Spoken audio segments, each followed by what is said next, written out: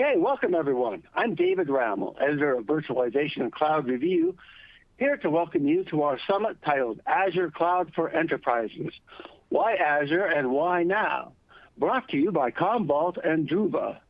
Before we start today's three-session event, we do have some announcements. First, we wanted to let you know this event is being recorded and will be available for future viewing. You'll receive an email when the replay is available, generally within the next few days. And each session will be followed by a 5 to 10 minutes Q&A, so please be sure to put your questions into the Q&A area of your console as they come up so we can get them answered for you by our experts. Also, during today's third session, we will be giving away high-end Bose noise-canceling headphones. But you must be present to win, so be sure to stay on for the entire event. Finally, we do have resources from Commvault and Druva available on the console right now. So please download and check those out. It's because of them underwriting this content that we can bring you this summit. So we thank them for supporting the community and ask you to check out those resources so we can bring you more events in the future. Now on to the first session of today's summit. What's new and what's hot in Azure in 50 minutes. This session features Brian Posey, a freelance technology author and 22-time Microsoft MVP. Throughout his career, Brian has written or contributed to dozens of IT books and created numerous full-length video training courses and published thousands of blog posts on a huge variety of IT and space-related topics. Many of those blog posts can be found in his Posey's Tips and Tricks column or in his new Posey's Moonshot column. Brian, it's great to have you here. Please take it away. Hey, thank you so much, David. Yeah, and with regard to the spaceflight training, I actually just came back from a training event. I was rehearsing a repair on the outside of the International Space Station underwater. There's a great big pool with a partial mock-up of the space station. And one of the things that always makes that interesting is that they throw curveballs at you, things that you wouldn't expect and might not see coming. And one of the things that I had to deal with this time around that I've never done before was an incapacitated crew member. So someone was actually tethered to a truss, and I had to go get them and bring them back to the airlock, which is way more challenging than it sounds because there's a huge entanglement risk between my tethers, their tethers, the umbilicals, and everything else. And then actually lifting them into the airlock is a bit of a challenge too, so good times. At any rate, let's go ahead and get started. Now, what I'm going to be doing is talking about some of the more significant announcements that Microsoft has made with regard to Azure over the last year, specifically in 2023. And I got to tell you, it was kind of tough pulling something together because Microsoft has made thousands and thousands of announcements. And as you've probably guessed, I'm not going to be touching on anywhere near all of those. The good news is that a lot of those announcements are related towards developers, so we can skip a lot of those. And then other announcements tend to be somewhat insignificant, at least in my eyes. An announcement might, for example, say that Microsoft is expanding coverage in a certain region or something like that, not something that affects Azure as a whole. So I'm going to be spending the bulk of my presentation talking about changes that Microsoft has made to Azure Active Directory. And there's two reasons for that. One, that's the area where the most significant changes have occurred this year. And two, a lot of the changes that Microsoft has made in Azure Active Directory actually show up in other areas of Azure as well. As I go along, there's going to be several underlying themes that you'll notice kind of carry from topic to topic to topic, things that are going to come up over and over again. So those are definitely some items that are worth paying attention to. Now, the first thing that I need to tell you about Azure Active Directory is that Microsoft changed the name for anybody who doesn't already know that. So the old name, of course, was Azure Active Directory, and Microsoft changed that to Entra ID. So now Azure AD Free becomes Microsoft Entra Free. Azure AD Premium P1 and P2 are now Microsoft Entra ID P1 and P2. And Azure AD External Identities are now Microsoft Entra External IDs. So why did Microsoft do this? Well, if you look back throughout Microsoft's history, and I've been working with Microsoft products for well over 30 years now, They've got a long history of rebranding products and services. Now, some things they haven't done that to. Microsoft Word is still Microsoft Word, always has been. Windows is still Windows, just like it always has been. But a lot of the other things that Microsoft has created over the years have changed names, and sometimes they've changed names several times. So this really isn't all that unusual for Microsoft to rebrand something. But as far as an official explanation of why they did it, the text that you see on the slide came directly off Microsoft's website. And I know that this is kind of small text for anybody on a small screen device or anybody who's just listening to audio. So I'll just run through this really quickly.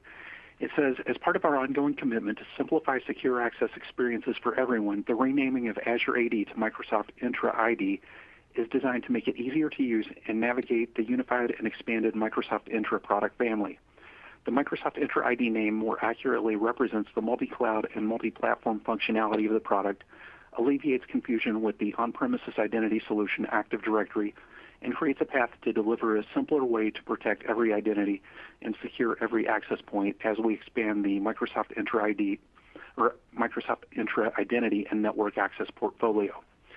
So to simplify all of this, what Microsoft is really saying, at least this is my take on it, is that the role of Entra ID is going to be changing over time. I think, and I haven't seen any announcements from Microsoft, this is just my take, but I think that Microsoft is really envisioning Entra ID as being a multi-cloud identity solution. And I wouldn't be surprised to see some more products and services coming out that really make that much more possible than it even is today. The other thing that kind of struck me about this text that I just read was that they said they're changing the name to avoid confusion. They're continuing to call the on-premises solution Active Directory, and they're renaming the cloud-based solution Entra ID. And one of the reasons why I found that so interesting is because they're not changing the names of everything. In some places, the name Azure AD is sticking. So we have the on-premises solutions, Windows Server Active Directory Federation Services, or ADFS, and Active Directory Domain Services. Those are all staying exactly the way that they were. But there are several other services that relate to Azure AD that are retaining their Azure AD name and aren't switching to the Entra name. For example, Azure AD Authentication Library, Azure Active Directory B2C, Azure AD B2C, Azure Active Directory Graph, Azure AD Graph, Azure Active Directory PowerShell, Azure AD PowerShell. All of those names are staying the same, even though they reference Azure AD or Azure Active Directory. And then Microsoft's also not messing with the names of the Microsoft account, the work or school account, Microsoft Identity Platform, Azure AD Sync, there's that Azure AD named again, and DirSync. So I find it kind of ironic that Microsoft is trying to alleviate confusion, and yet they're changing the name in some places and keeping the old name in others. I don't know. But what about some significant Entra ID related announcements? Well, there are quite a few, and I'm going to take my time and go through some of these just because, as I said earlier, they do kind of have a ripple effect across the Azure cloud. Some of the things that I'm about to show you are things that you're going to see coming up over and over again within Azure. So one of the first announcements that I wanted to point out was that Azure AD certificate-based authentication on mobile can now store certificates on or off the device. Now, why does this matter? Well, if you think about the way that Microsoft has been talking about identity for maybe the last 2 years, they've been stressing extremely hard the importance of using multi-factor authentication or two-factor authentication. There are several different publications on the Microsoft site talking about the effect that the use of multi-factor authentication has on account takeover attacks. And the statistics tend to vary depending on which report you read, but the numbers range anywhere from, I believe it's 80% to 99%, depending on which publication you read, of account takeover attacks can be prevented through the use of multi-factor authentication. So needless to say, even if you go with the low number, it's really important to use multi-factor authentication because it is so effective in helping to prevent account takeover attacks. Now, the problem with this is that multi-factor authentication and two-factor authentication aren't quite as effective as everyone might lead you to believe. There are several different methods that cyber criminals have used to break multi-factor authentication or circumvent multi-factor authentication and be able to log in as somebody else in spite of any MFA challenges that might exist. The simplest method is to simply steal someone's device. So if a cyber criminal manages to gain access to a user's username and password, and they also gain access to the physical device, then some forms of multi-factor authentication break down right there. Because we've all seen the multi-factor authentication method that uses SMS text messages. You enter your username and password, and then the identity provider sends a code to your phone through a text message, and then you enter that code to prove that you're in possession of the device. Well, if the criminal happens to gain access to the device, then that's not going to work.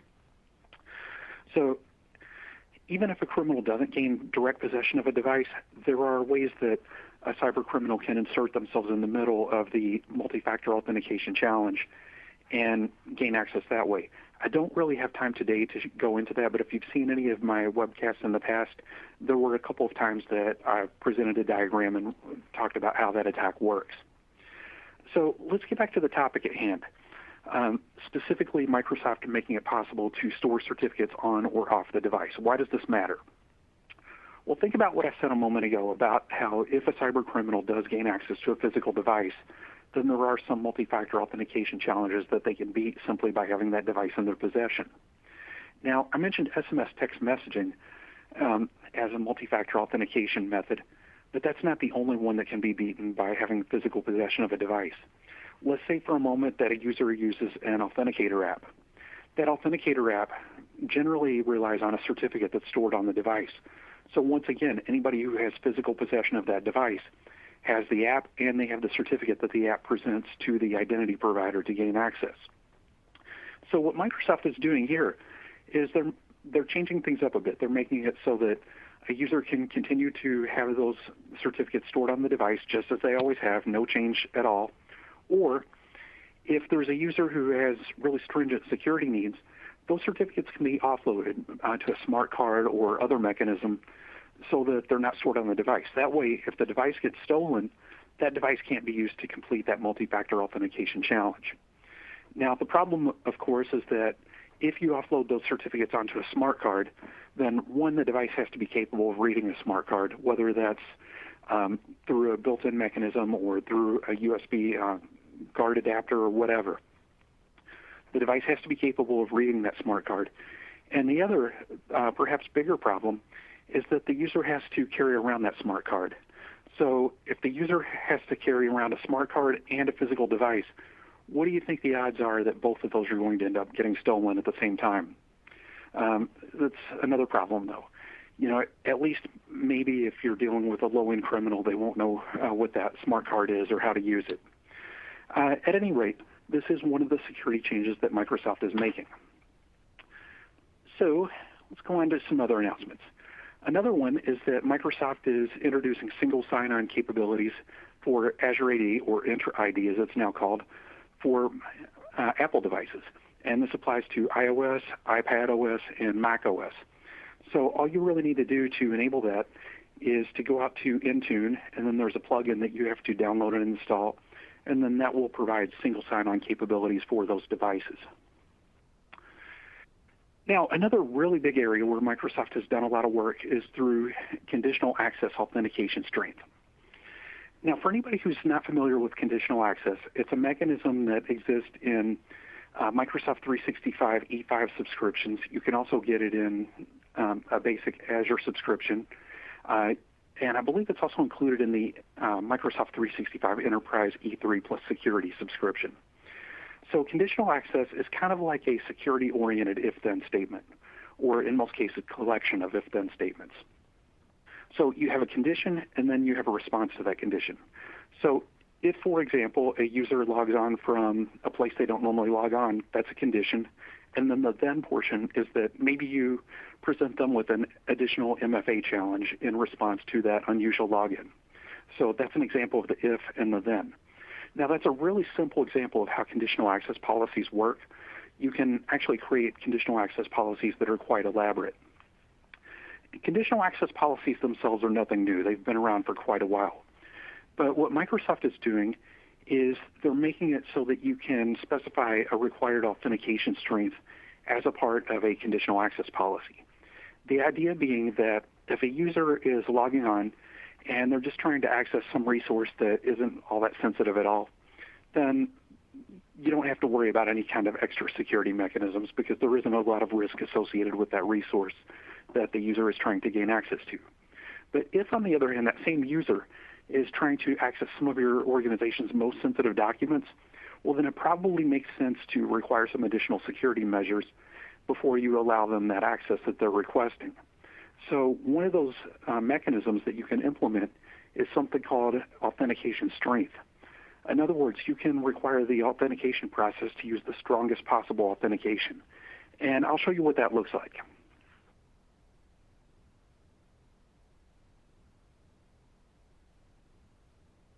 So as I mentioned a moment ago, conditional access policies are kind of like if-then statements. So you have if, which is the condition, and then you have the then, which is the response. So on this screen, you see the response part of it. So the condition is that the user is trying to access a really sensitive document.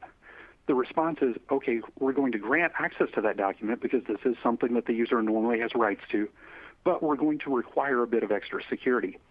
And there's a lot of different options here. If you look below the blue arrows, you can see that some of those options are to require the user to be working from a device that's marked as compliant. You can require the device to be intra-hybrid domain joined. You can require the user to be working from an approved client app. You can require an app protection policy. And you can even go so far as to force the user to change their password before you give them access to that resource. But the area that we're really interested in for the purposes of this discussion is the two blue arrows. So you'll notice we have require multi-factor authentication and require authentication strength. Now, you can't select both of these boxes because these two settings contradict each other. So you can do one or the other. You can't do them both. So if this were a super sensitive resource, then what you would typically want to do is select the require authentication strength box. So what happens next? Well, when you select that box, you're going to get access to a drop-down menu, and you can see what that menu looks like right here. And you can choose from 3 different authentication strengths.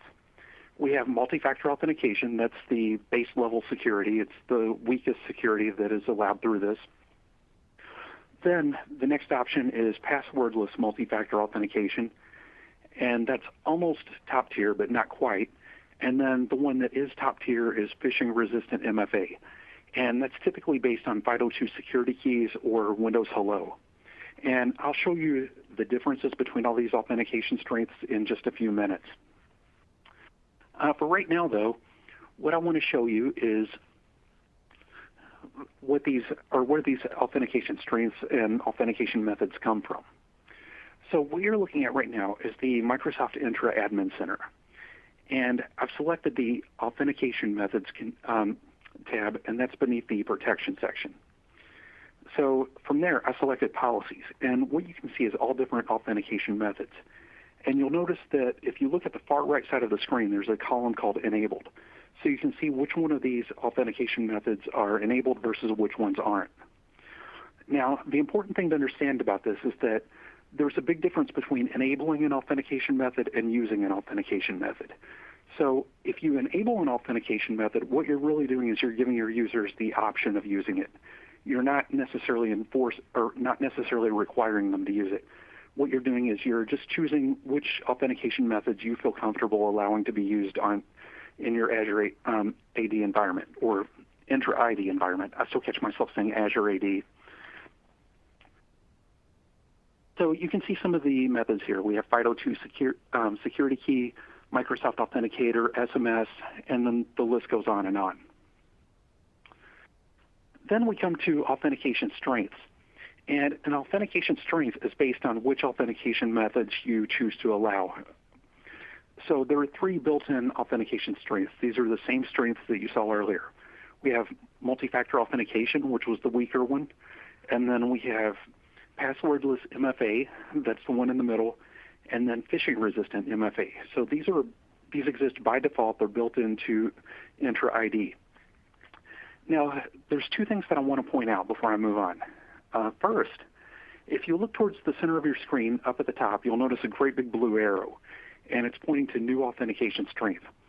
So if you have the need for a custom authentication strength, maybe there are some authentication methods that you want to allow that aren't necessarily included in the built-in ones, Or maybe the opposite is true. Maybe there are some authentication methods that you just don't feel comfortable with and you don't want to allow that to be used in your environment.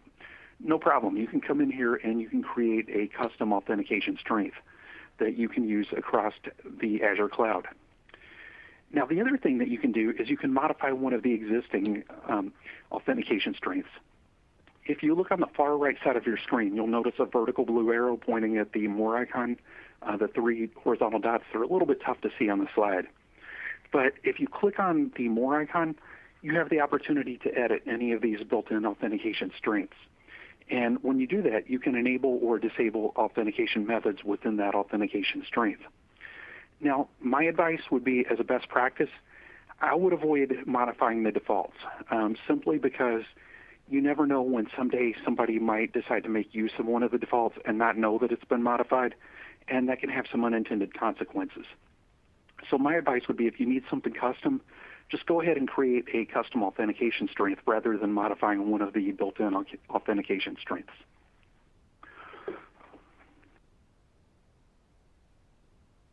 So in case you're curious what it looks like when you do click on one of these, clicking on an authentication strength shows you exactly which authentication methods can be used in conjunction with that authentication strength.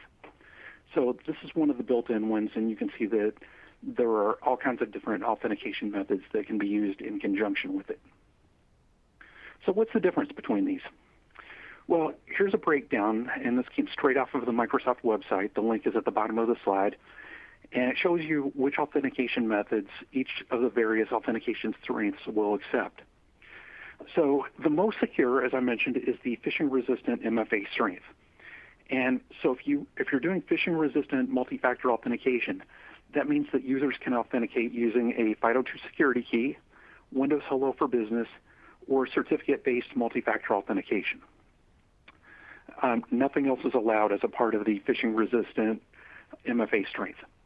Now, I also mentioned that passwordless MFA strength is almost as good as phishing-resistant, but not quite. The only difference between the two is that the passwordless MFA strength also allows the Microsoft Authenticator app, so you can have a phone sign-in. And then if you're just doing basic multi-factor authentication, you can use pretty much any authentication method that you want. Everything from the FIDO2 security key all the way down to password plus something you have, or SMS text messaging, or what have you.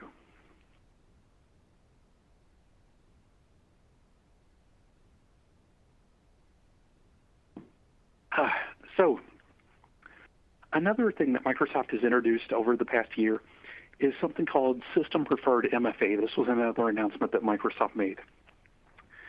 The idea behind this is that, as you've seen, there are a lot of different authentication methods. And as I mentioned earlier, there's a big difference between enabling an authentication method and actually using an authentication method.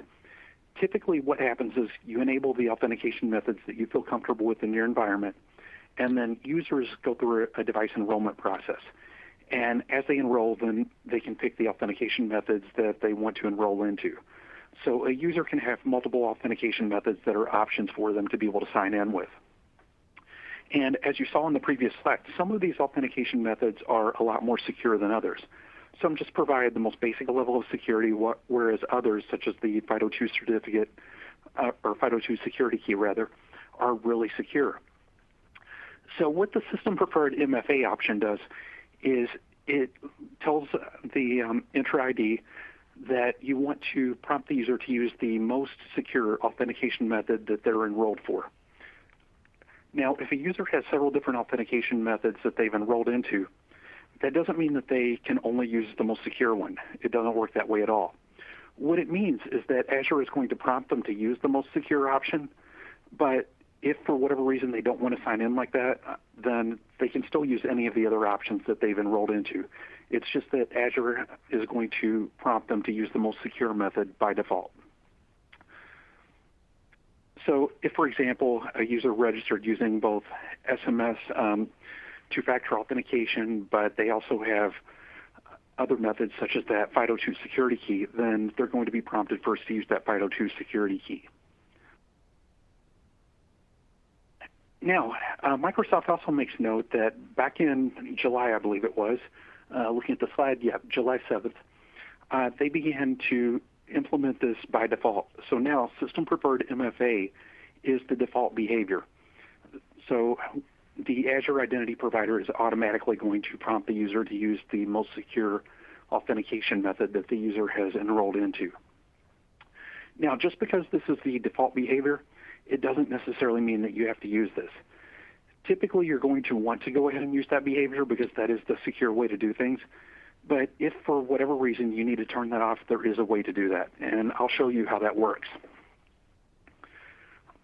So here we are back in the Microsoft Entra Admin Center, and I've selected the Authentication Methods tab, and then from there clicked on Settings. And if you look at the lower section of the screen, you can see that we have an area called System Preferred Multi-Factor Authentication, and right now that's set to Microsoft Managed. So there's two things that I need to point out about this. First of all, the default is Microsoft Managed, and this is something that is really starting to show up quite a bit throughout the Azure cloud.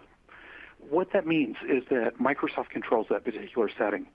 So if their best practices were to change tomorrow, then they would automatically go in and change the way that they do things, simply because by selecting Microsoft Managed, you've given them permission to do that. Now, that's certainly not the only option. You can click on the drop-down and then just choose Enable if you want to always enable the system-preferred multi-factor authentication, or you can choose Disable. That way, you retain control as opposed to the setting changes in response to Microsoft's ever-evolving best practices.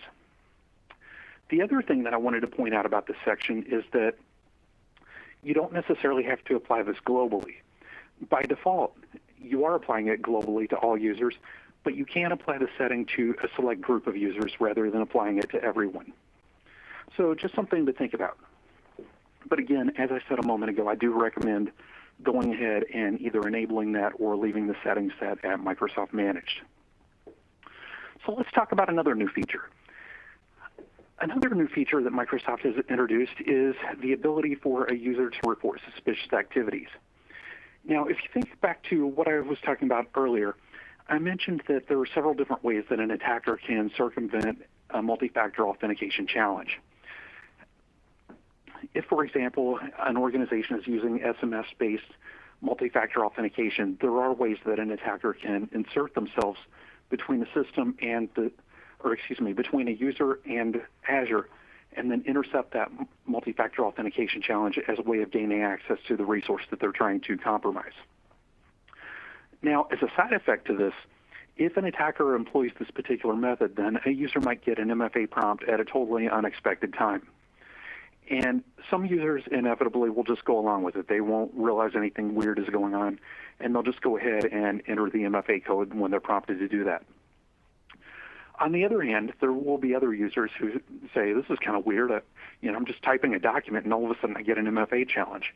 Well, in a situation like that, a user has the ability to click on a link and report that as being suspicious behavior. And the nice thing about that is that makes it really easy to get a feel for what's going on and what your end user experiences are. There's a document on the Microsoft website, and there's actually a couple different versions of it, called the 10 Immutable Laws of Security. It's something that I would highly recommend you take a look at if you haven't already seen this, because it's just a really no-nonsense bullet point list of fundamental truths surrounding IT security. There's a lot of wisdom in that document, and as I mentioned, there are a few different versions of it floating around, but they're all good.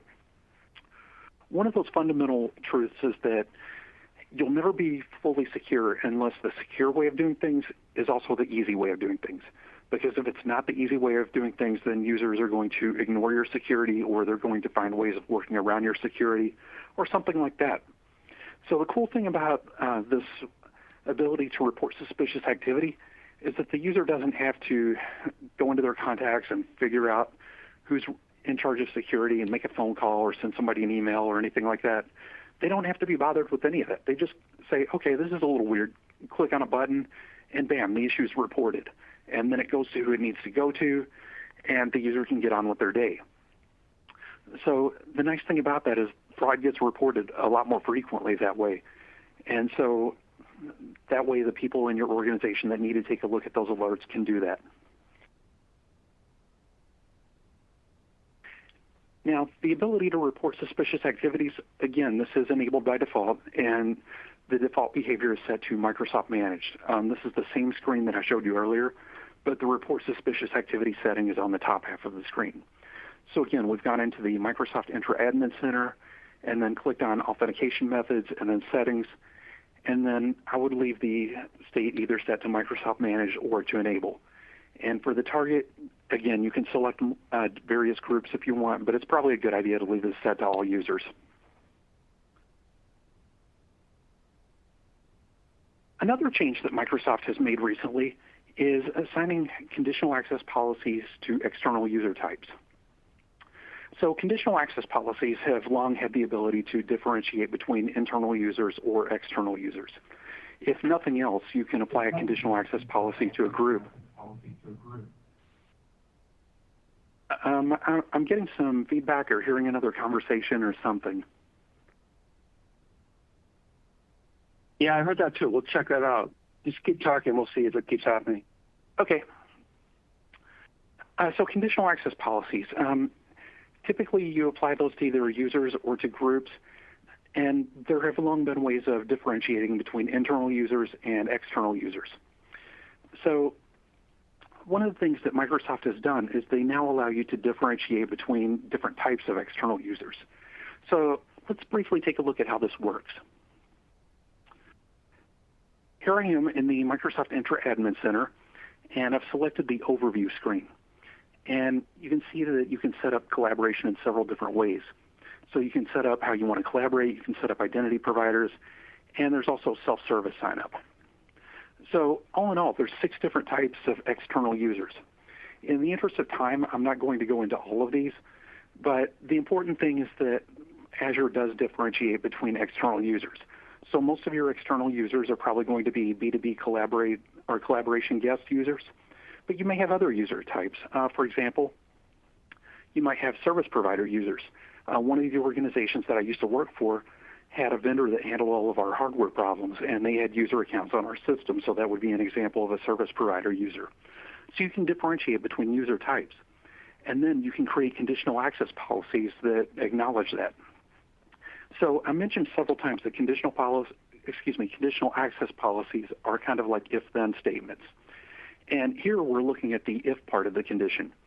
So if a specific user, and if you look on the right side of the screen, you can select users or groups, but now there's a checkbox for guest or external users.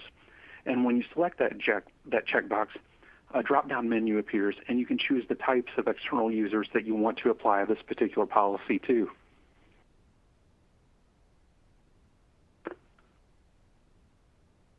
So another thing that Microsoft has done is they've beefed up Azure AD identity protection, and they allow you to look at verified threat actor IP sign-in detections. So what is this? Well, Microsoft has long given you ways of detecting suspicious activity within your Azure environment. And what they've done is they now let you look at IP addresses that are known to be associated with threat actors. So let's talk about this a little bit.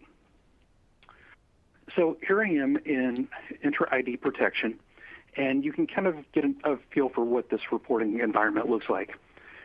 If you look at the lower portion of the screen, you can see the number of attacks that were blocked and the number of users that have been protected. Now, in this case, the number is 0 for both of them, and the reason for that is that this is a lab account. I've got, I think, 17 users, but they're all just lab users that aren't associated with any actual people. So it's not surprising that these numbers are 0. The point is I wanted to show you what this particular screen looks like. And there is a little bit more reporting information available to you on this dashboard. If you scroll down a little bit, you can also see the mean time required to remediate user risks, the number of high-risk users, risky activity by location. And then you can also see attacks within your tenant and any recommendations that Microsoft wants to provide you with for improving your security. Incidentally, in the upper right corner, the attacks in your tenant, that's something that I'm going to be coming back to a little bit later on. The whole concept of a tenant is a lot more important than it used to be. So what types of sign-in risks are we looking at? Well, some of these have been around for quite some time, and others are brand new. So we have atypical travel. For example, I live in South Carolina, and that's normally where I sign in from. if all of a sudden tomorrow morning I log in from California and I'd never been there before, well, then that's an example of atypical travel. Anomalous tokens, so if somebody messes with a security token or if there's an anomaly with the token issuer. Also, malware-linked IP. So if somebody signs in from an IP address that's known to be associated with malware or ransomware, then certainly that constitutes a sign-in risk. Suspicious browser. If somebody tries to sign in with something really, really ancient, or maybe they've got a modified version of a current browser, that's certainly something you should be paying attention to. Unfamiliar sign-in properties. Malicious IP addresses. So again, if somebody signs in using an IP address that's known to be associated with malicious activity. Suspicious inbox rules. So let's say for a moment that a user has set up Outlook to forward all of their messages to some sketchy external email address. Well, that's certainly a problem as well, and something that would indicate a potential sign-in risk. Password spray attacks, impossible travel. Impossible travel is one of those where, let's say I'm sitting in my office at 4:30 in the afternoon in South Carolina, and then at 5 o'clock I try to sign in from a computer in a country on the other side of the world. It would be impossible for me to travel that far that fast. So that's something that would certainly raise a few red flags. New countries. So if a user travels internationally, but maybe they visit a country that they've never signed in from before. Again, that's something that constitutes a potential sign-in risk. Activity from anonymous IP addresses, suspicious inbox forwarding, mass access to sensitive files. Let's say that I'm a user who has access to a lot of really sensitive data, and I periodically access certain files that are known to be sensitive. And if all of a sudden one day I'm accessing all of them, and that's an abnormality, then that's something that probably needs to be looked at. Maybe I'm copying all of that off to external storage or doing something I shouldn't be doing with that. Admin confirmed user compromise. There's actually a mechanism within Entra ID where an administrator can go in and flag a user account as, yes, we know this has been compromised. So if somebody tries to log in from that account, then that definitely needs your attention. And then intra-threat intelligence. Now, it's worth noting that these particular sign-in risks are just the ones that Microsoft acknowledges. I strongly suspect actually, that there are others that run behind the scenes that Microsoft isn't telling us about, but these are the ones that they let us know about. And then there are also certain user risk detections that are taken into account. Attempt to access the primary refresh token, that can indicate that somebody's trying to hijack your browser session. Anomalous user activity, so a user just doing something out of the ordinary. User-reported suspicious activity. Remember when we talked about this a little bit ago, the ability for a user to report an MFA challenge as being suspicious or unexpected. Well, that's now something that we're looking at with regard to risk detections.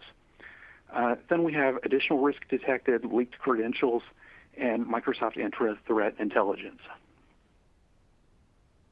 So another change that Microsoft has introduced is something called Authenticator Lite in Outlook Mobile. So let's say that a user is working in Outlook Mobile and they're faced with an MFA prompt. Well, if a user is working on their phone, it's kind of a pain to get out of Outlook, go open the Authenticator app, complete the authentication process, and go back to Outlook. So now there's a way for the user to do that from within Outlook Mobile. Now, there are a few prerequisites before you can enable that, but these prerequisites are pretty easy to meet. First of all, your organization has to enable Microsoft Authenticator, push notifications for all users or selected groups. Also, if you're using Active Directory Federation Services adapter or network policy server extensions, then you're going to have to upgrade to the latest version of those. If the user is using shared device mode, they're not going to be able to use this. And then there's a minimum Outlook version that the users have to use, and that version differs a little bit depending on whether the user is on iOS or Android. Another thing that Microsoft has introduced is help for pending devices. So I mentioned earlier the device enrollment process. A pending device is a device that a user has started enrolling using this enrollment process, but for whatever reason the enrollment process gets hung up along the way. So the device is perpetually listed as pending. So there's now a way to fix this. So there are any number of different reasons why a device can become stuck in a pending state. I'm rapidly running out of time, so I'm not going to go into all of these. But generally, the problem stems from moving the device around within the Active Directory structure. Typically, if you're changing OUs, or if the user tries to re-register a device that was already registered, that can also cause it to fall into a pending state. And there's a few other reasons. The question is, what do you do about it?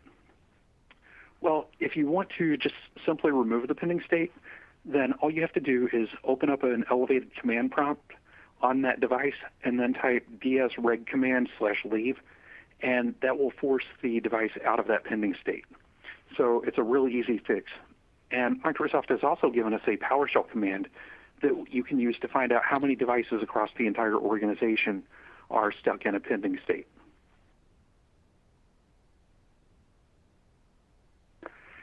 Now, something really important that we need to talk about before I move on to other areas is the ability to prevent users from creating new tenants. And I mentioned earlier that the subject of tenants was going to come up again. So this one, at least for me, it was a little bit tough to wrap my head around. I'm hoping that won't be the case for you. For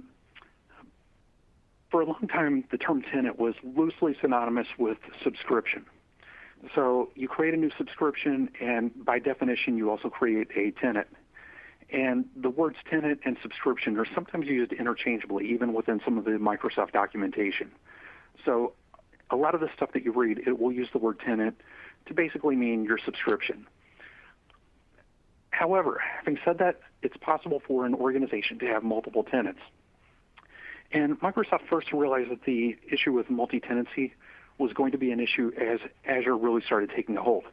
Because initially what happened is an organization would create an Azure account, and by definition that would give them a tenant. And then they go on throughout the course of doing business, and maybe they acquire another organization. And that organization that they acquire already has an Azure account. So now all of a sudden they have two accounts to manage and two separate tenants. So that's how multi-tenancy really got its start. But today, the term tenant actually means something a little bit different. It's essentially an isolation boundary that can exist within the Azure cloud. And the crazy thing about this is that it's possible for an end user without any special permissions to go in and create their own tenant within an organization's Azure subscription. And this permission is enabled by default. So by default, a user who was hired last week in the marketing department or whatever could go in and create a brand new Azure tenant without any IT involvement whatsoever. So that's definitely something that you want to pay attention to. So what is this tenant that they can create? Well, as I mentioned, a tenant is really just an isolation boundary that exists within the Azure cloud. So what are we isolating? Well, when you create this tenant, you can associate a domain name with it. So a user could go register a domain name, set up a tenant, and then link that domain name that they just registered to that tenant, all within an organization's Azure environment. You can create users and groups within that Azure environment. And, it goes without saying why this is such a dangerous thing for standard users to be able to do.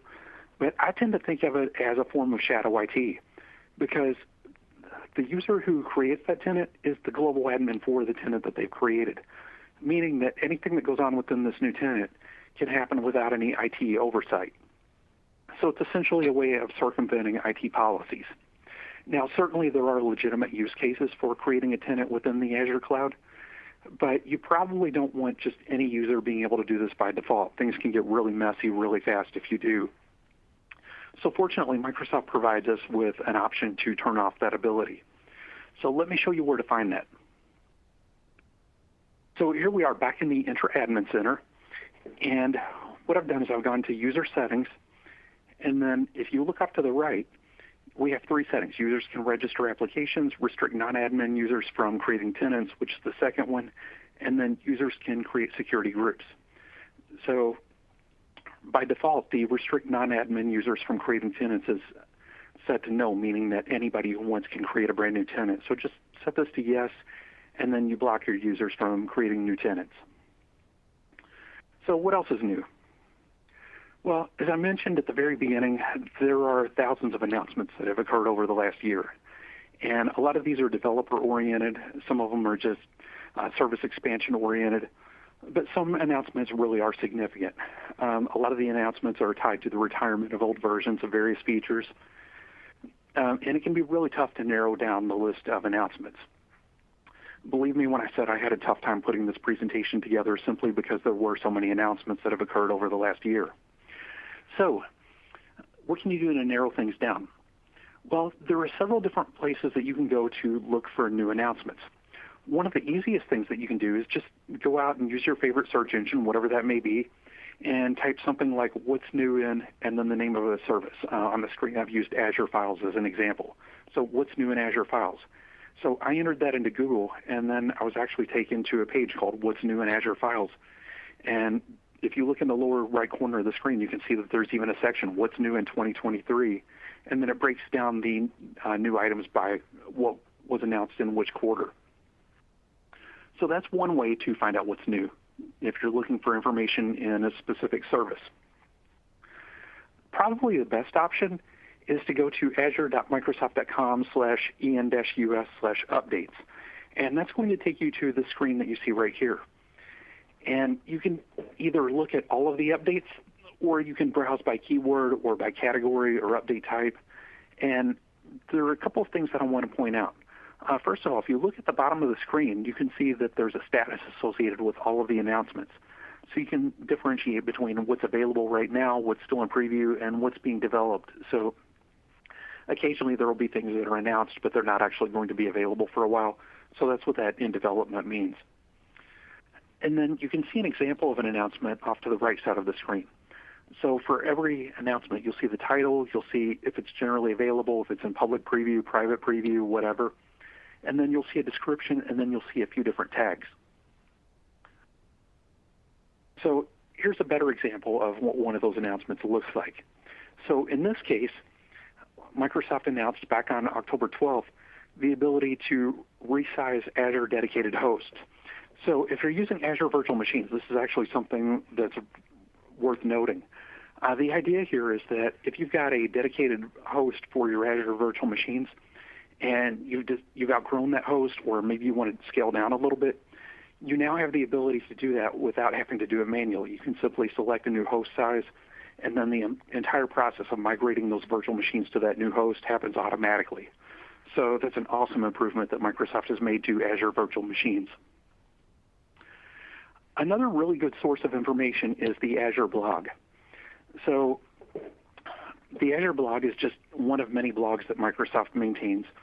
And you'll notice on this slide that I've clicked on content type. And the content is categorized by announcements, customer stories, how-to partners, best practices, events, industry trends, and thought leadership. So just go to the announcements section, and then that will take you to any announcements that the bloggers have blogged about. Now, the thing that I like about this is, like the interface that I showed you a moment ago, everything is tagged. So here I have an announcement related to Azure virtual machines. And you'll notice that there's a virtual machines tag that a great big blue arrow is pointing to. So if I wanted to know more about Azure virtual machines, I could click on that virtual machines tag, and that's going to take me to all of the recent blog articles related to Azure virtual machines. Now, the information that you find in the blogs isn't going to be quite as comprehensive as a list of announcements, because they don't blog about every announcement that's made, but typically you will find more in-depth information here for any announcement that has been blogged about. So here's an example of what happens when you click on one of those tags. In this case, I was taken to 190 recent posts related to Azure virtual machines. So there were several different random announcements that I included. I would encourage you to just go through the slides whenever you download them. But for right now, I want to go ahead and leave a little bit of time here at the end for questions and answers. Okay, great job. And we do have some questions to go through, but first I'd like to remind the audience that we can take questions up until about 5 minutes to the top of the hour in order to give you a short break before the next session. So please send them on in now.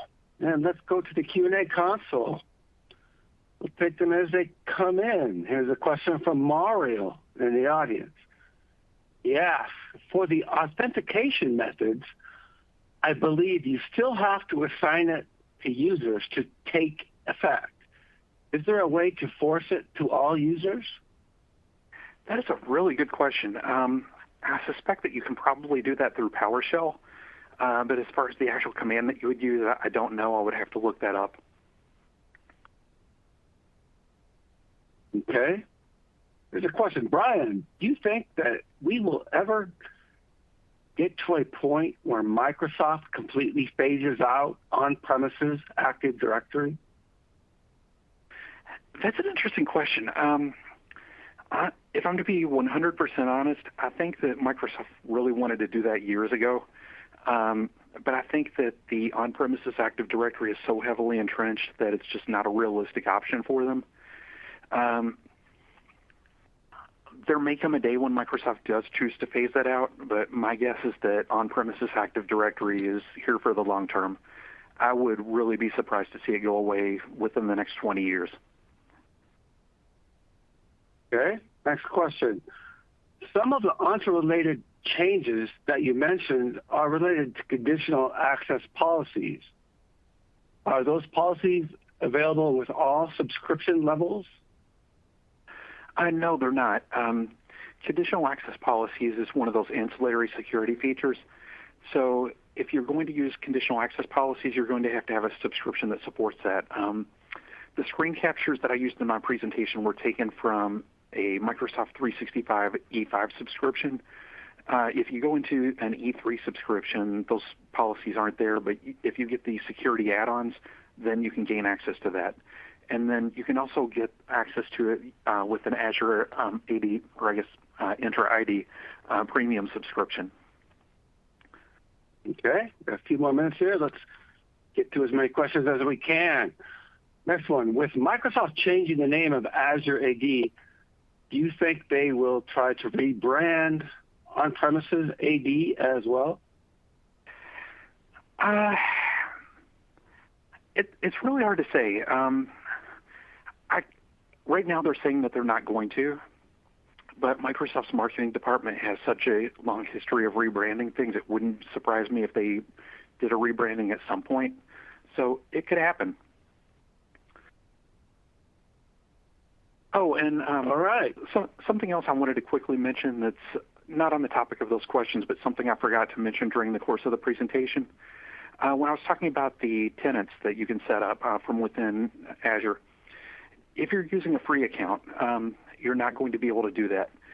For example, I mentioned a moment ago that I was using a Enterprise E5 subscription, and that is a free subscription that I got through Microsoft. And the option to create tenants exists within Entra ID, but if you do that on a free subscription, what's going to happen is you'll get a CAPTCHA challenge, and then when you complete that challenge, even if you do it correctly, nothing happens. You'll just get an error message saying you didn't complete the CAPTCHA properly.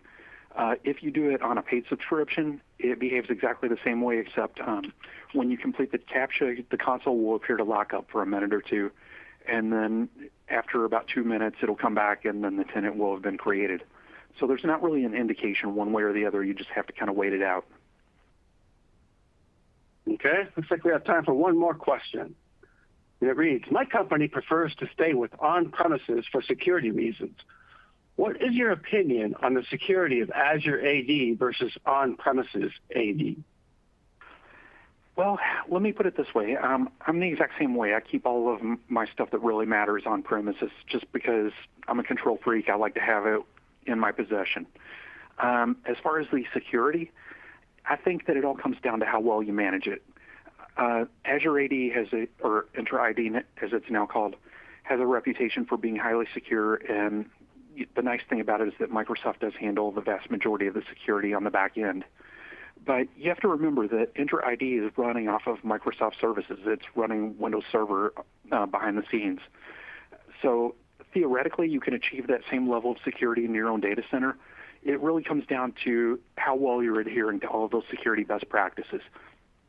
In my mind, as long as you're staying with all of the best practices, you can make it as secure as you need it to be.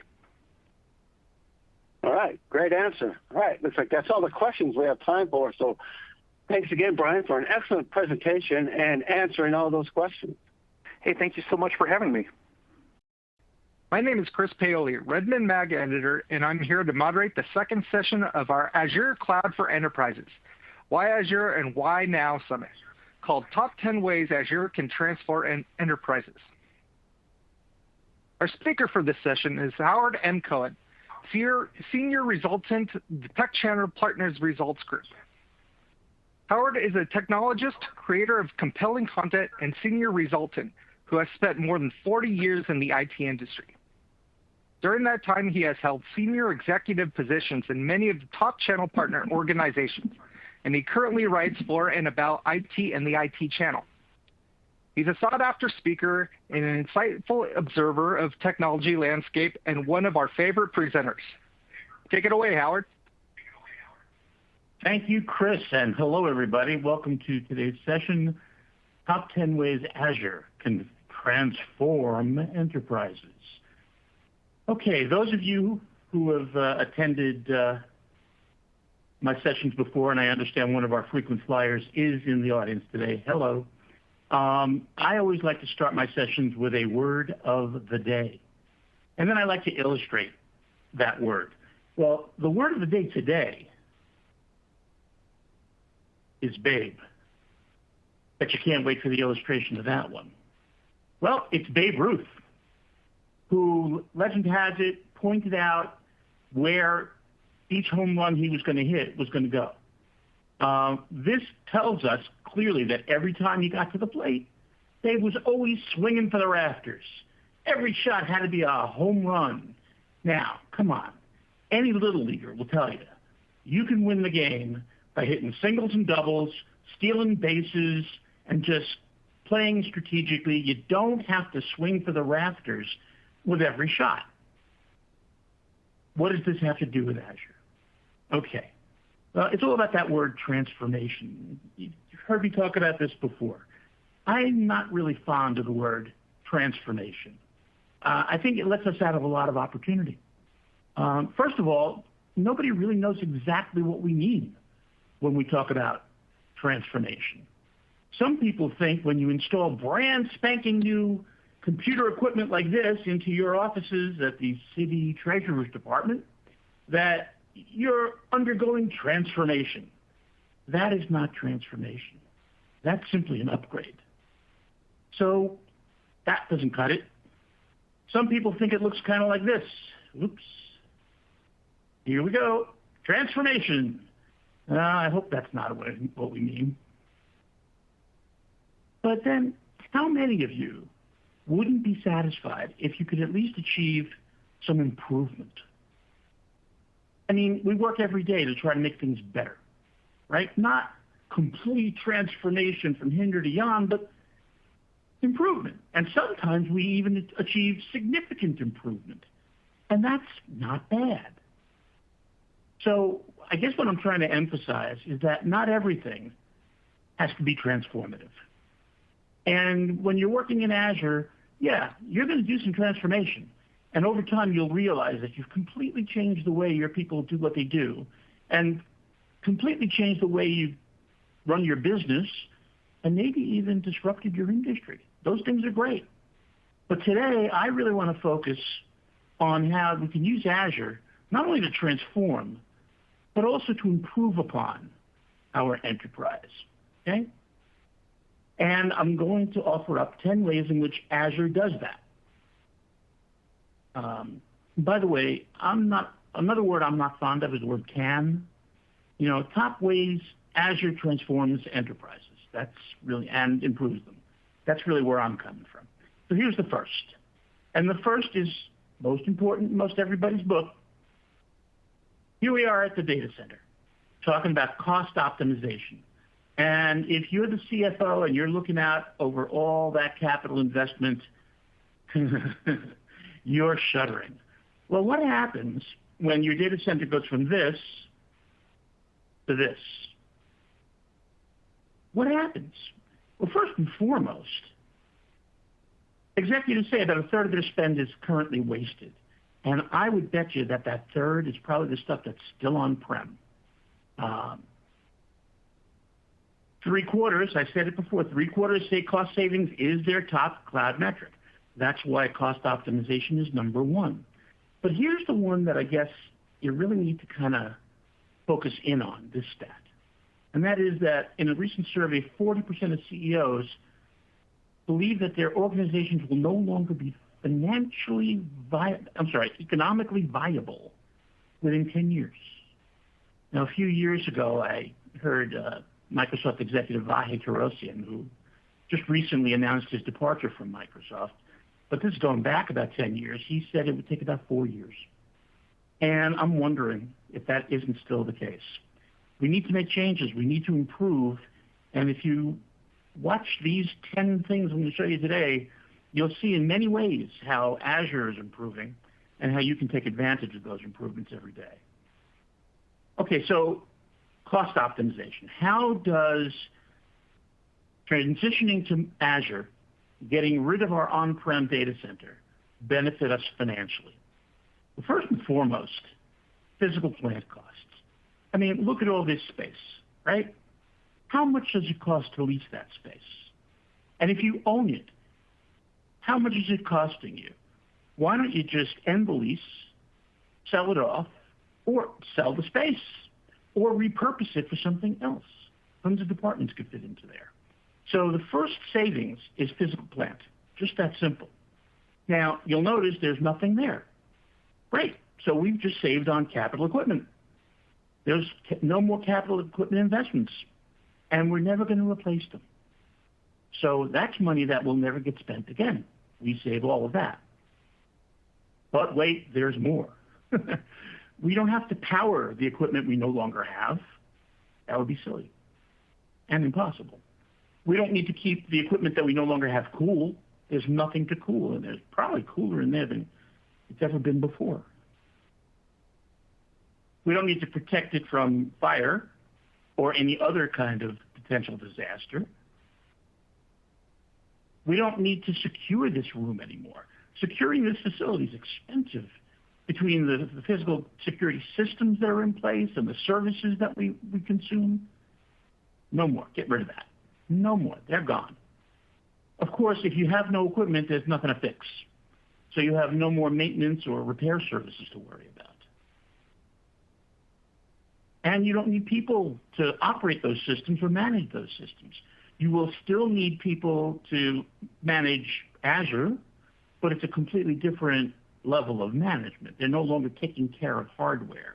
They're no longer loading or unloading software. That's all done for you, unless you're in an IaaS environment, which, okay, I'll admit, there's still some software loading to be done there.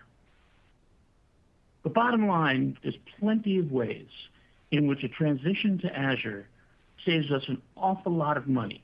And the last one is actually our second way we improve your enterprise, and that is improved operational efficiency. Improved operational efficiency saves money. When people can do things faster and more efficiently, that's got to reduce your costs. So I thought I would quickly take a look at the Azure Operational Excellence Design Principles. First and foremost, optimize your build and release processes. If your business is in the business of creating or managing software, if you're developing software for internal use, for sale, you need to optimize the build and the release process to get things done faster, especially in a world where we're using microservices in containers to develop our software. If we want to get more upgraded iterations per day, everything's got to be much quicker. And so optimizing build and release processes is critical to achieving truly operational excellence. Second, understand your operational health at all times. That is to say, when you walk in the morning saying, how are things? Ask that of Azure. And make sure you know at any given time where potential problems may lie so that you can get in front of them. You don't want to be playing catch-up in a fast-moving environment like this. I love this one. Rehearse recovery and practice failure. But how do you practice failure? It's kind of like throwing a pen down and saying, try to pick up that pen. There is no try. You can't try to, you have to pick it up, or you fail to pick it up. Well, here what we're talking about is what would happen if something horrible happened. So you fake it. and you put everybody through the exercise of determining what they each need to do, what you each need to do to, I'm sorry, there's a tone. What you need to do when that really happens. You don't want to get to a place where something horrible happens and nobody knows what to do. They haven't tried it before. Practice makes perfect, and perfect practice makes even more perfect. We used to joke about how, well, the data backed up, but will it restore? Never been a joke. It's still not a joke. You really need to rehearse these things to make sure they're working properly and that they will serve you when the time comes. Embrace continuous operational improvement. Well, embrace continuous operational improvement. There's no question about that. That's probably true in any environment. You want to constantly be making things better. No real notes on that one. And use loosely coupled architecture. I love this one. Loosely coupled architecture means that when things are connected to each other or when things depend upon each other, if one fails, that doesn't necessarily cause the failure of the others. Like monolithic software, if something failed in the code, the whole thing could come crashing down, and everybody would be sitting there twiddling their thumbs with nothing to do. One of the great benefits of microservices and containers is that if a container is malformed or there's some other error, it's discarded instantly and reinstantiated right then and there. And nobody knows it because it affects nothing else. That's pretty much as loosely coupled as you could ever get. So loosely coupled architecture is your hedge against cascade failure. Next way in which Azure transforms us and improves us, operating at scale. It is the hope of every company out there that they're going to have to deal with scale because scale usually means growth, hopefully not the other way. So in Azure, you want Azure to grow. You want your instance of Azure to grow with you seamlessly. And to that end, Azure provides autoscale. Autoscale means you no longer have to be thinking through everything that needs to be changed to accommodate a recent period of growth. Many of them can be accomplished for you automatically. Now, I won't go through each one, but here's a good look at the list of some of the things that autoscale impacts: virtual machines, the apps features, data, analytics. I mean, clearly, the machine learning workspace. I mean, there's clearly automation already built into Azure, dyed into the wall, that helps you automate for growth, whether you're scaling up or scaling out. Here's number 4, and something I vent about on a regular basis. Visibility is critical. It's one of the most critical issues we face as technologists. Peter Drucker famously said, if you can't measure it, you can't manage it. Peter missed it, though, by one little sliver, and that is, if you can't see it, you can't measure it, and you certainly can't manage it. So, listen to the invisible man. If you can't see it, you can't measure it, and then you can't manage it, means you've got to be able to see it. You've got to be able to see everything. And if you don't believe the invisible man, ask the Karate Kid, who learned a man can't see, he can't fight. Visibility includes every endpoint device on your network, whether it's active or not. Every connection that's currently made to your network. Every data asset, every workload, where they are, where they're stored, who's using them, when they were last used, what they're being used for. Everything you can know about a data asset, you should know about every data asset. Every user and what they're currently using. Every software license or subscription seat that's in use and idle. All too often, New employees come aboard, and the purchasing department buys new seats of Azure for them. When departing employees left behind perfectly viable seats of Azure that could be reassigned to the new people. That's a sin. And if your financial officer see you doing that, that's very career altering. So watch out for that. You want to be able to see every software application that's currently running, especially those you know nothing about. Certainly, you want to keep track of you pay by the virtual machine, and you pay for them when you're using them. So if you have a virtual machine running, you're paying for it. And if the user has done with it and just left it open, you're paying for it for no good reason at all. Shut it down. You need to be able to see every potential threat as it arises, not when it arrives, before it arrives, as it's arising on the way to you. Okay, so how does Azure help? And once again, a substantial list of services available to help you. If you need to know your service help, your operational help at any time, use Azure Service Help. It's right there to help you do that. You have extensive logging and analytics to make it easier to examine those logs and figure out what they're telling you. There's centralized monitoring through Azure Monitoring. There's virtual machine tracking. You can track your subscriptions to avoid that ugly situation we talked about. There's all kinds of powerful tools built into Azure that you can use to establish and maintain your visibility.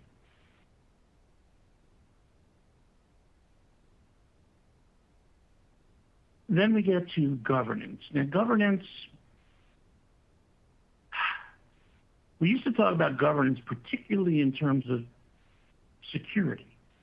For example, a firewall.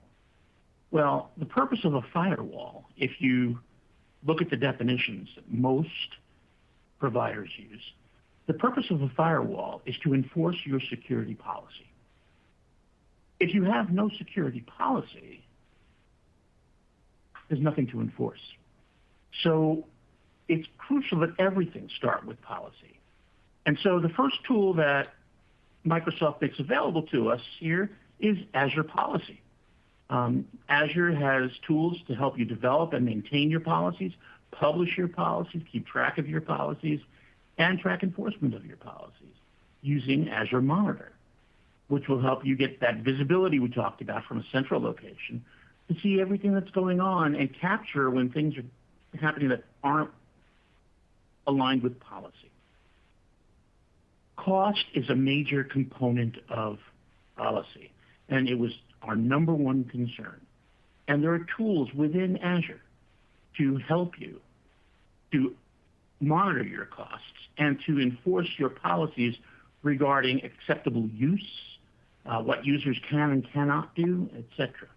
And as I started out on this item, security, big issue. We have Azure Defender for cloud. So there are security management capabilities built right into Azure. And yes, they can work very well with your third-party solutions as well. So governance is an enormous, overarching concern, and the tools are there. Many of you have developers, and they are constantly improving upon your software, trying to make it work better. And if you ask them, it's a pretty good bet that the majority of them will tell you they prefer the tools that they can find in Azure to just about anybody else's. Many surveys have come back, pointing out Azure's tools as preferred in the development environment. The Microsoft Azure Marketplace is a no-joking approach to providing those tools. Tons of applications that your developers can turn into success. Some of them are free. For example, for the first 12 months of use, many virtual machines, both for Windows and Linux, free to use. Database, free to use for the first 12 months in many cases. Blob storage, And then there's some things that are always available for free. Cosmos, the app service, many Azure functions, and the Azure Event Grid, all free. So that's terrific. But beyond that, there are plenty of services that you can subscribe to, that you can add to your complement in the kinds of categories that you would expect. VMs. Of course, in the cloud, you got to have VMs. A network to connect them together. Makes sense. You need to have storage. Blockchain is a big one. Security, software as a service. These are all things you'd expect. The last time I looked, there were approximately 55 categories of services, each having anywhere from a handful to hundreds of services in it, thousands of services in total. So one of your challenges is going to be figuring out which services will benefit you, which services you should be taking advantage of. And you need somebody who's good at that. You need somebody on your team who can take the time and continue to research so that you can achieve that constant improvement we talk about. Then there's Azure support for DevOps. And we've kind of hinted around this several times in this presentation alone. When we talked about continuous improvement, well, the fundamental goal of DevOps is to achieve continuous improvement through continuous deployment. Okay? So how do you do that? Well, the developers start out with code into operations deploys it, and the users start to use it. That's where everything begins, right? And Azure provides support for that every step of the way.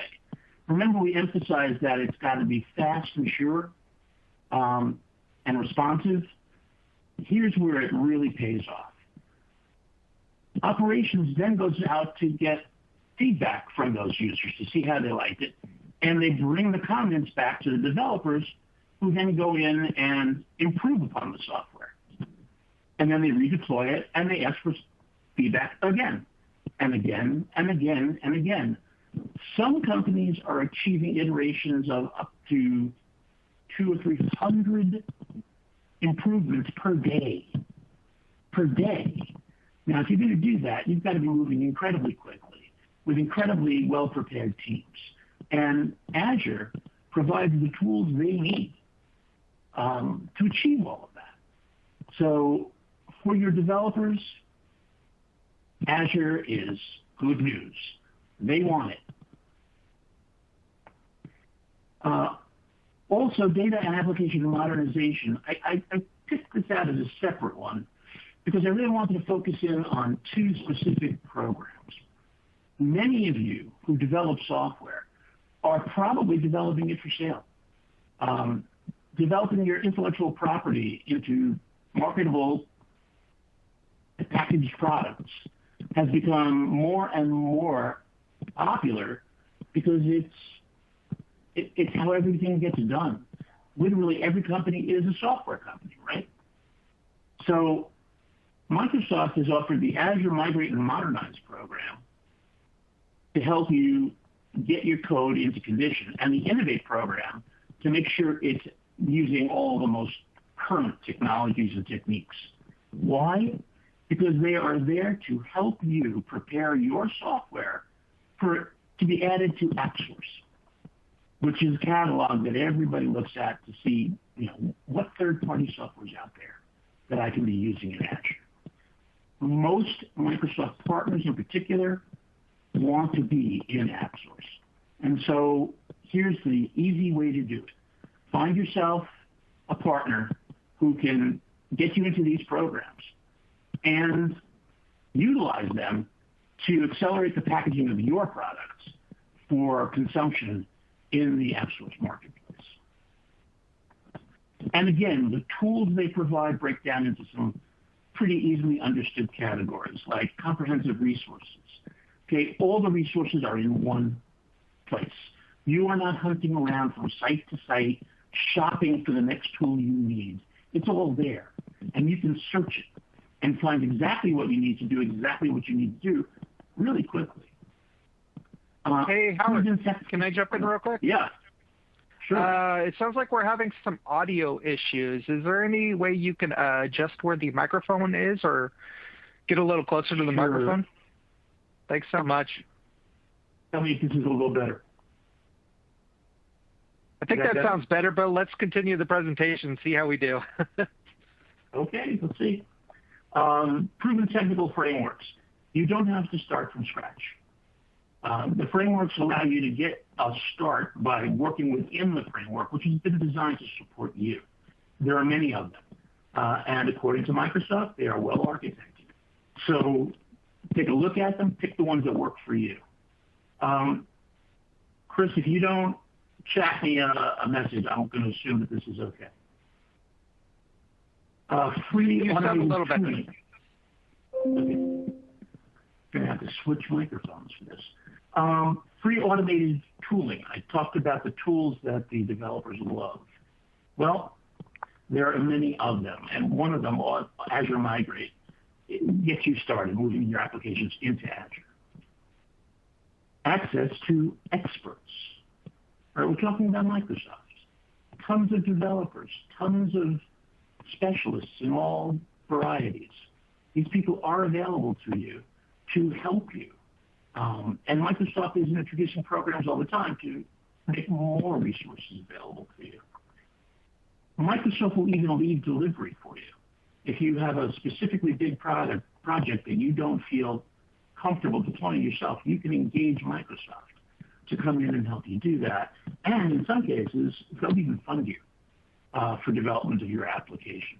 So great opportunities there. Net from end to end, extensive coverage. When you're developing in a Microsoft environment, and when you're modernizing your legacy applications there, you have tremendous help and tremendous support. It is truly a platform for improvement. Automation. Now, we've talked about automation earlier. Automation in a Microsoft environment falls into really three fundamental categories, right? The first one is deployment and management. Here, we're fundamentally talking about infrastructure as code. Infrastructure as code is great. We often develop environments that we want to use frequently, for example, for testing, for user approvals. Well, today or before this, you would go to the self-service console and you would request each individual service needed for your new environment. That can be painful. On the other hand, when you're using infrastructure as code, you simply write a piece of code that contains all of those requests in one package, and you run that package. And instantly, you've spun up the environment you need. So that kind of automation saves people unbelievable amounts of time and prevents a lot of errors. In the second stage, respond, we're talking about event-based automation. Now, event-based architecture actually works nicely in a loosely coupled environment. Here, we're talking about systems that are not necessarily digitally integrated with each other. You may be reaching out to systems.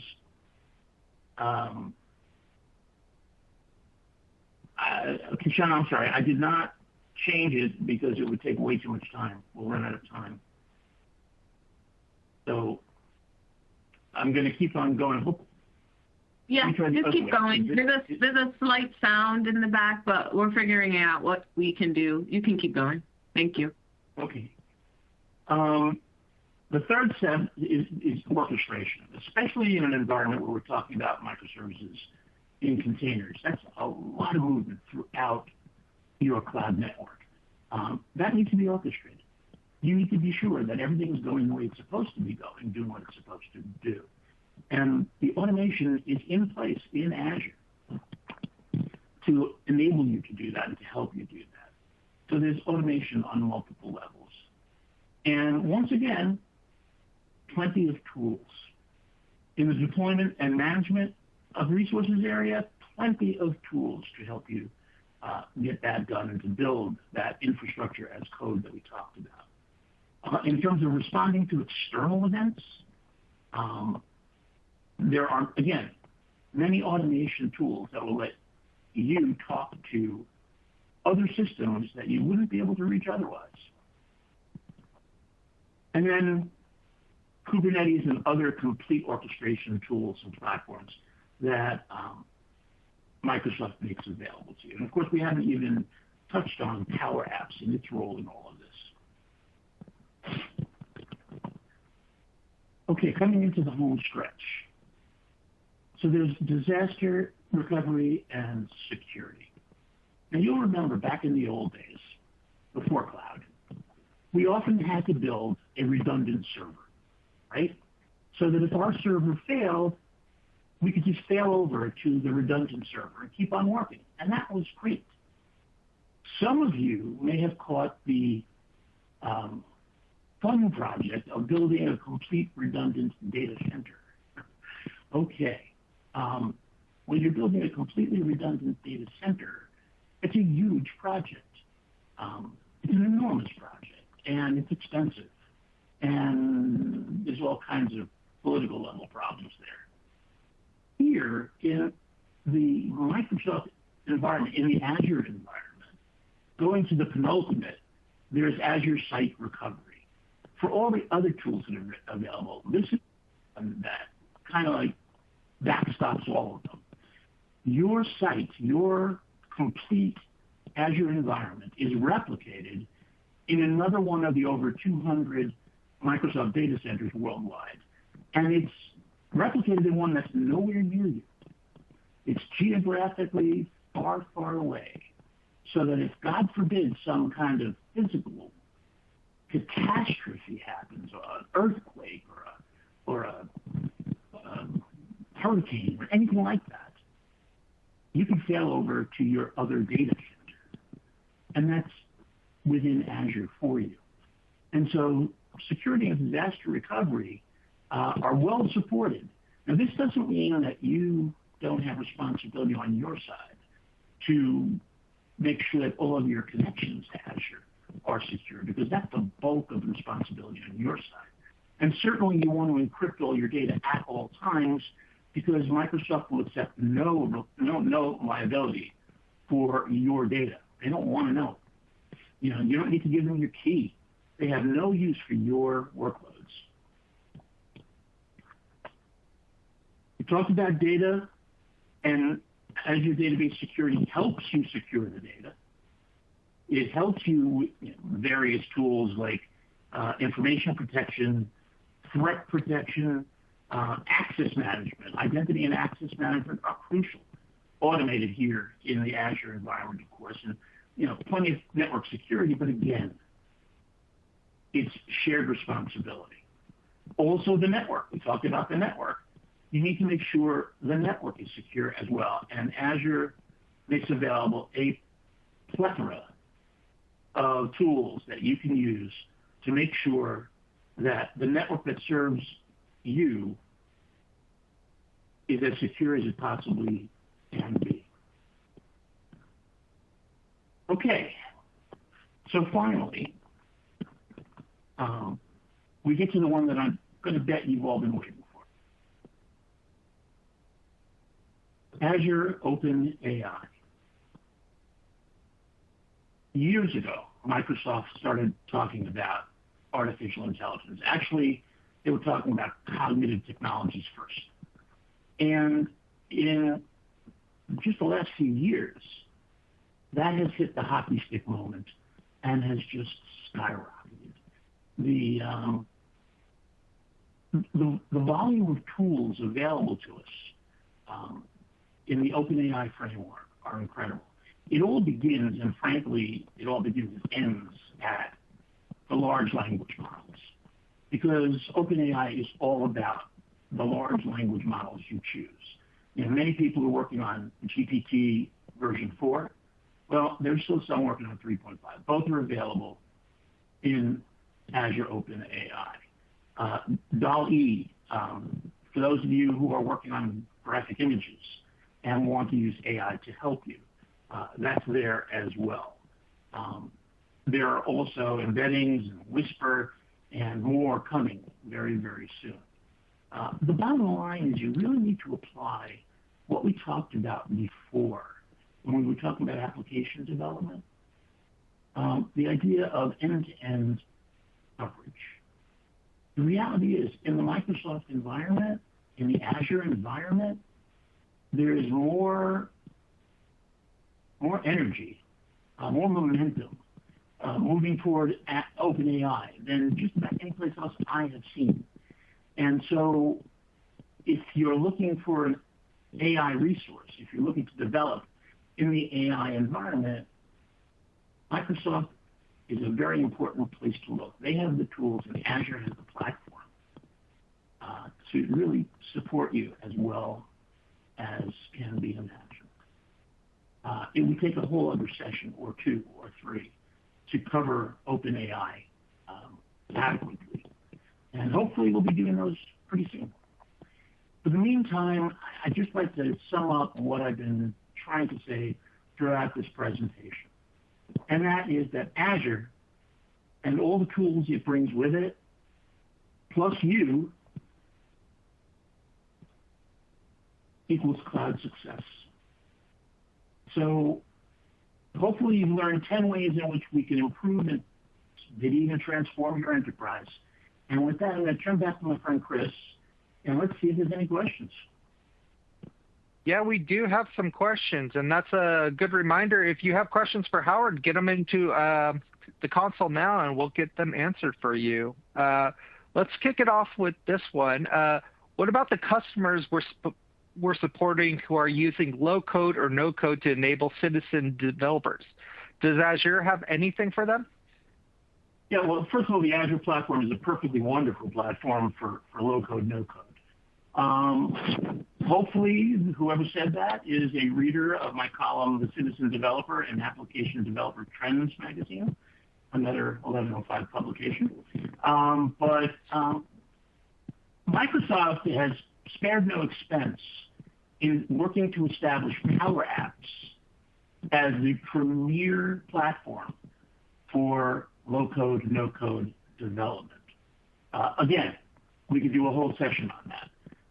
But suffice it to say, take a look at Power Apps and use your favorite search engine to look up Power Apps, low-code, no-code, and you may find a tremendous amount of information to help you there.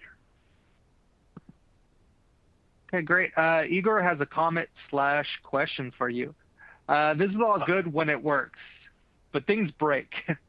And then you have to contact the support because you don't have access to the resources anymore. What is your experience in working with Microsoft support nowadays? That's an interesting question. I hear you. Let me say that. I hear you.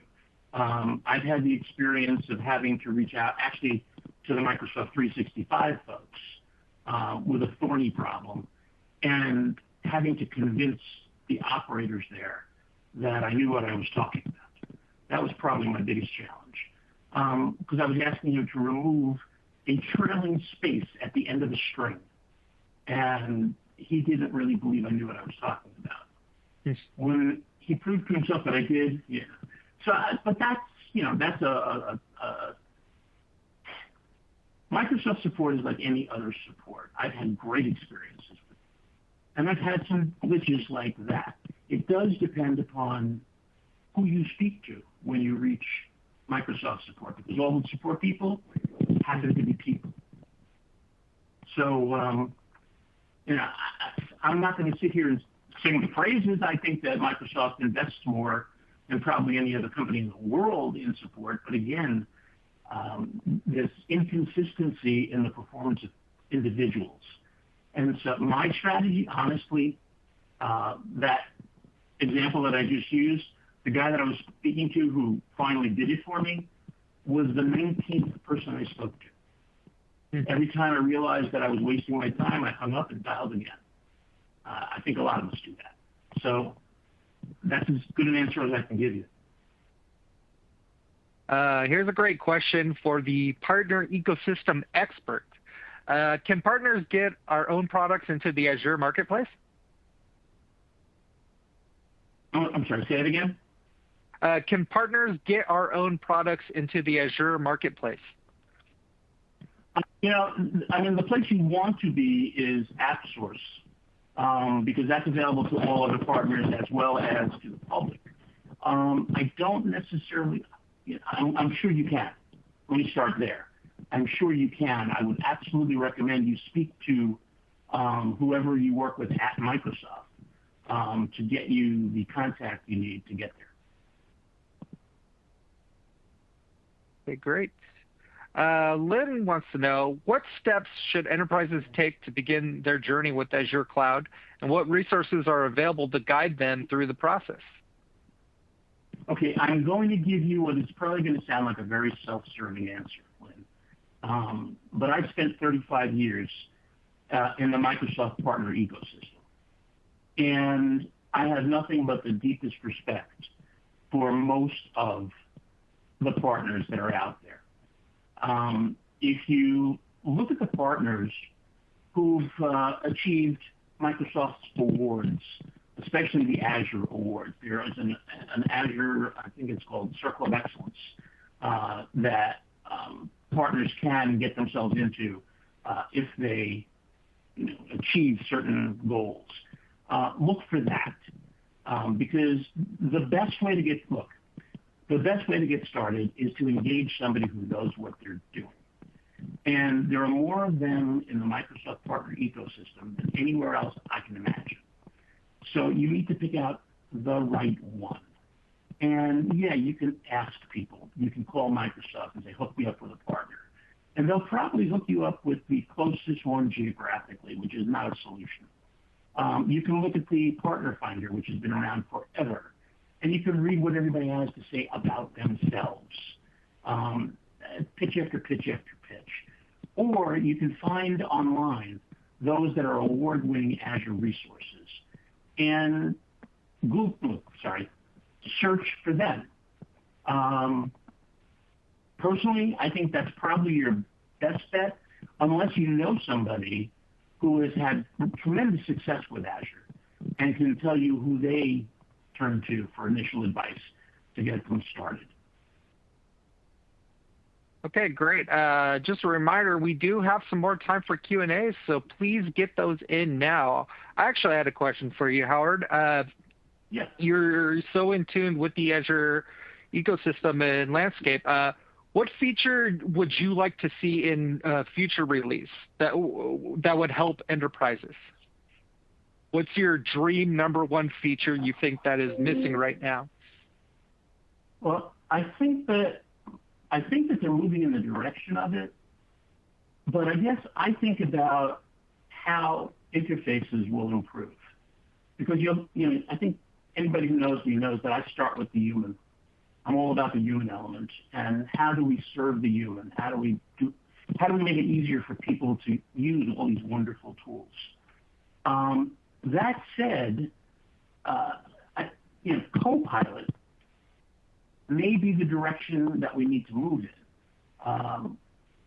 A Copilot interface that is truly conversational, where you can ask the Copilot to identify the right tools to use, the right services to use, where to obtain the right resources, instead of having to constantly keyboard, to be able to just have a discussion, to discourse with the Copilot, may be the greatest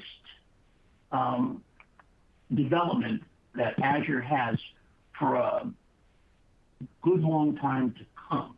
That, to me, is that would be a hyper valuable feature. Beyond that, most everything I can think of is already there.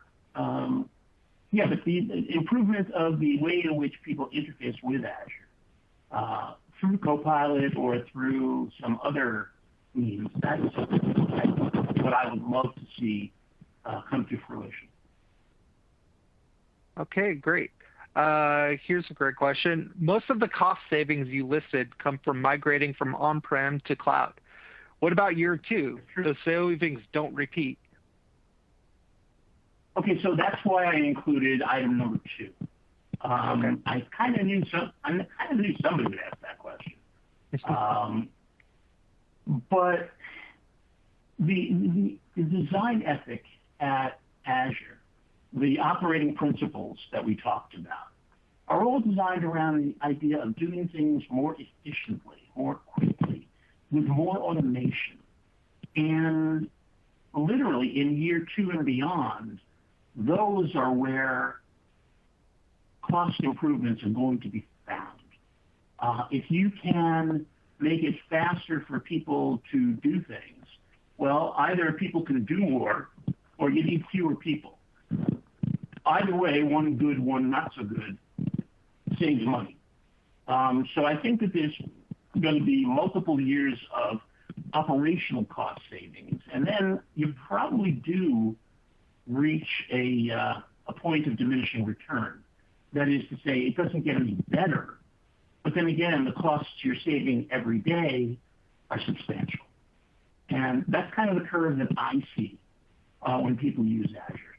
And I think that Azure is probably, of all of them, the best one to use because of the tools. Because the tool, oh boy, I'm going to get myself in trouble. The tools are really in place to account for the PEBCAT quotient, right? We always talk about PEBCAT, the portion that exists between the keyboard and the chair. People, the users.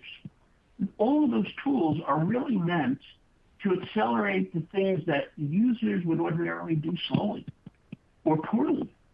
And as obnoxious as that sounds, and I apologize for it, it really is what it's about. Automation replaces people in repetitive or mundane tasks. And of course, everybody's scared of the idea that someday automation will replace them in higher level tasks. And to those people, I say, your best bet is to pursue a job in which you use AI rather than finding yourself in a job where AI uses you.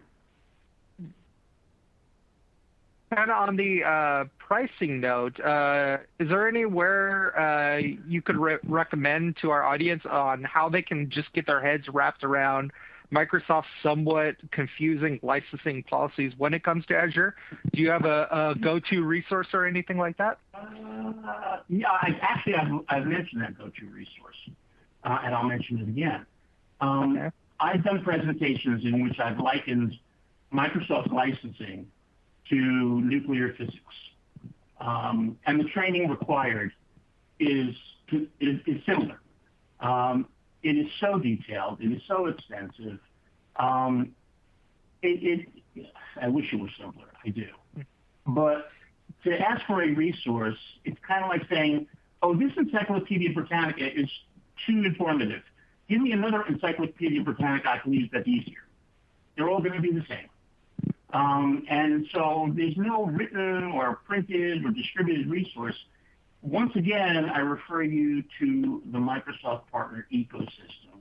Large account resellers, the companies that really only sell licenses, are specialists in that. Anybody who will offer you a SAM audit, which are still out there, obviously they know about software licensing. And again, you can look them up in your favorite search engine and see which ones have gotten the best reviews. See which ones have gotten the best reviews that are maybe near you, because those are people you probably want to sit down and talk with, because there's legal exposure there. But in terms of pricing, don't try and look it up, because you'll miss things. You'll not realize that there are dependencies to other items that you have to include. There's no way to do that other than to have a mind meld with a Microsoft Vulkan. It's just that's it. Okay, with that looks like all the questions we have. Thanks for the great presentation, Howard. My pleasure, Chris. Thank you all for listening, and we'll see you soon.